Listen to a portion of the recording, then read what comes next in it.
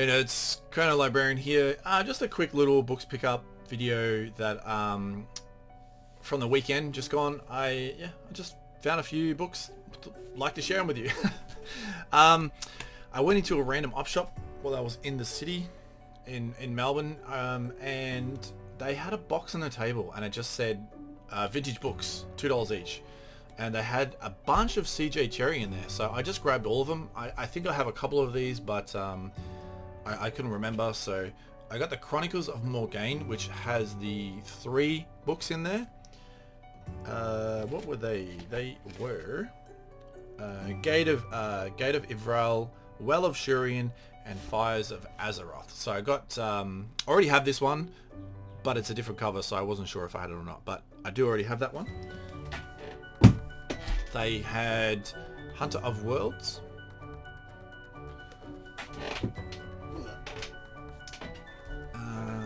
Fortress of Eagles, which turns out I already have that, but a different cover. Invader, which is apparently the stunning sequel to Foreigner. Do I have Foreigner? No. We got this one, which is called Alliance Space, but it is a duology. It has Mercanter's Luck or Merchanter's Luck and 40,000 in Genna. So they got 2 there. I think this is like their 80s books. Yeah, 1982 and 1983, but it's a 2008 pressing, so, or printing. So that's awesome. I love getting her books in duologies and trilogies and stuff all in one, because there's a lot of, like, she's written a lot. So, and Fortress in the Eye of Time, which must be related to Fortress, what's it called? Fortress Eagles or something. So must be a Fortress trilogy or something like that. I don't know. Then they had these ones as well. The Takers by Jerry Ahern. I only got this because it's got pyramids on the front, and it said it's compelling action in the spirit of Raiders of the Lost Ark. So Raiders of the Lost Ark, one of my favorite movies of all time. That whole Indiana Jones franchise, the whole Indiana Jones universe, it's just one of my favorite universes ever. And yeah, so had to get it because of that reason. Keith Lormer, don't know.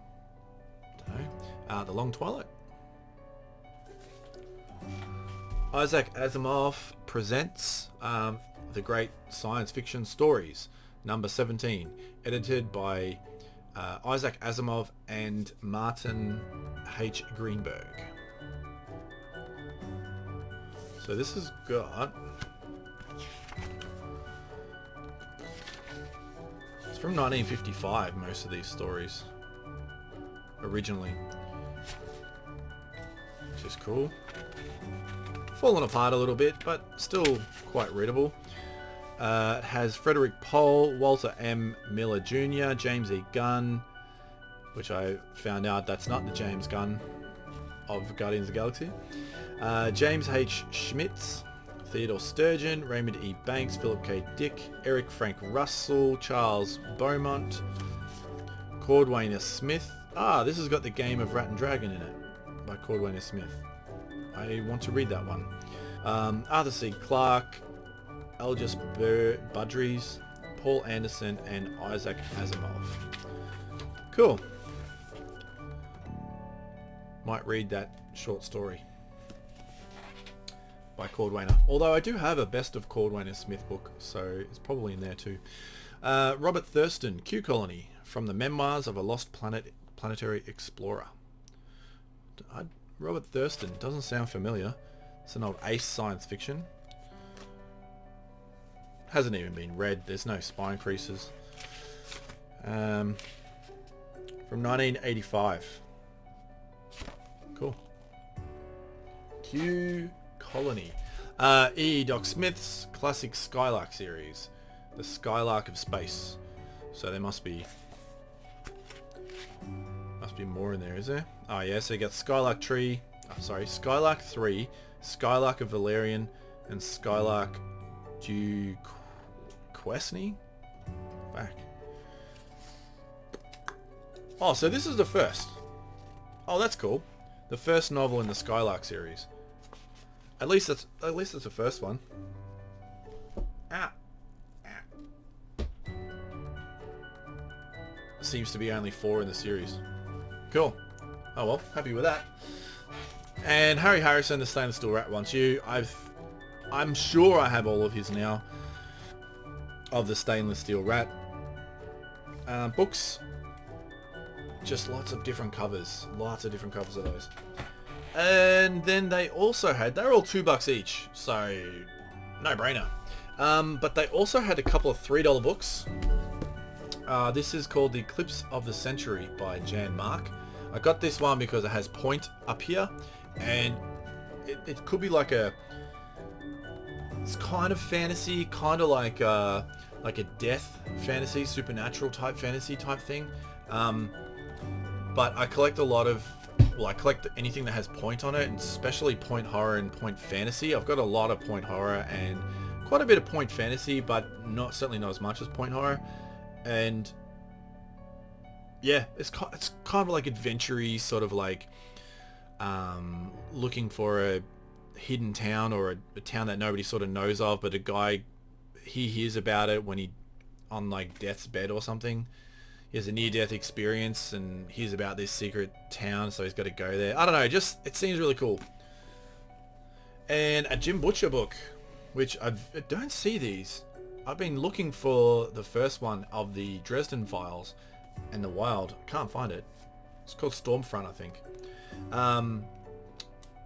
But this one is from the Cinder Spires. It's called The Aeronauts Windless. Or Windless? Windless? Must be Windless. I don't know. I've heard his writing's really good. I've heard the Dresden Files are a really good series. So, been meaning to... I have one of them, but I don't know what it's called. And I don't know where it sits. But I know it's not the first one. So, that'll just sit on the shelf for a while.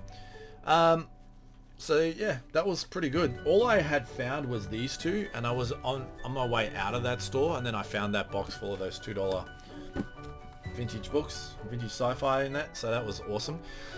Then I went to another one that I just randomly found, or we were walking past to go get some breakfast, and I was like, oh, I'll just pop in here just quickly. And I got 2 books out of there. These were $2 each. Bruce Sterling, Global Head. Well, it's a Glob Head, but it's Global Head. This is just a book of 13 stories by him, and they're kind of like time travel or alternate futures and alternate presents and stuff like that. So yeah, pretty cool sounding. Then I got this one as well. This one is called Stray by A.N. Wilson. I thought this was going to be, because the font is very similar to the font of the game of the same name that came out this year, and this is also told from the perspective of an alley cat, which if you've played the game Stray, you're playing as a cat. I guess he's an alley cat, but it's more of a science fiction type setting, whereas I think this one is just a modern day setting of the time of the book was written. And yeah, you're seeing the world through the eyes of a cat, and it's narrated by the cat. So yeah, I don't know if it's going to have anything to do with the game. Probably not. It might have some similarities. Maybe the game took some inspiration from this book. I don't know. It's a YA teen book, so it'll be a quick and easy read. It just looked cool, so I just picked it up in hopes that it was related to the game, but I don't think it is. And then when I went to see my parents, because I don't know if I said, but I went and saw my parents this weekend as well. And I went into my little local op shop down there, not op shop, my local bookshop down there, Carousel Books. And I always like to go in there, talk to the lady that runs it. I like to give her give her my money and take some books off her hands. And I just had a few minutes to spare, so I ran in, quickly saw these on the shelf. These looked really cool, and I just bought these. There's just 3 from the series of The World of Darkness. So this is The World of Darkness Vampire. This one's called Blood Relations by Doug Murray. They just had really cool covers, and they looked good sitting next to each other on the shelf, so I just picked up all 3 of these that she had. The World of Darkness Vampire Netherworld. No idea what these are about. I have no idea. Oh, that's from Richard Lee Byers. I don't know how many there are in these in this series. Doesn't seem to be like a contents page of what else you can get. Maybe in the back, I don't know. Yep. And then The World of Darkness Mage, Such Pain by Don Bassingworth. It's just got really cool covers.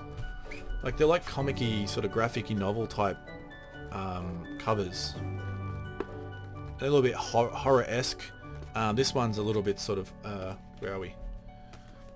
This one's a little bit sort of sciencey / demony type thing. So that's really cool. Maybe maybe a bit fantasy. Yeah. The White Wolf Game Studio. If that sounds familiar to anybody, the White Wolf Game Studio. This is they're based from that universe. So yeah, don't know. And then I was after a vintage copy of this because I just read the hardcover Sci-Fi Masterworks edition, and I wanted a vintage copy, and then I found she had a vintage copy. Starship Troopers by Robert Heinlein. It's a fairly trashed copy, quite bent, 100% readable, but I've already read it. So this is just going to sit on the shelf now. I really like that cover, and until maybe I find a better quality one, but it's got some tape on it, you know, whatever. But I wanted a vintage copy. This is the only vintage copy I've ever seen out in the wild since I've been looking for it, which is really only a couple of weeks. But she had a bunch of Heinlein, and because I picked up some, like a bunch recently, all except this one, I went straight to the H, then straight to Starship Troopers. Had to get it, so that's awesome. Yeah, got some good stuff.